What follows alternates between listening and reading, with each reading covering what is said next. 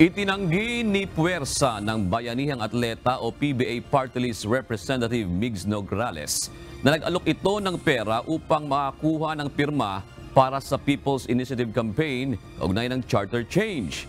Ginawa ng mambabatas ang pahayag matapos na idawit ng ilang testigo ang PBA Party List sa pagdinig ng Senado hinggil sa kontrobersyal na People's Initiative Campaign. Inamon din ng mambabatas ang mga umaakusa sa kanya na patunayan ang aligasyon at magsampa ng kaukulang kaso sa korte.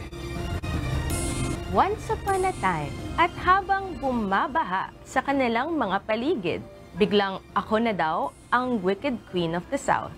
At mastermind, namigay pa daw ako ng pera kapalit ng pirma. Paano ako makakapagbigay ng pera? Paano ako makakapag-mobilize ng mga tao? I was out of the country. Hindi po fairy tale ang buhay. Meron talagang totoong mga evil na hindi lang sa politika, kundi sa bawat aspeto ng ating mga kwento. Meron at meron.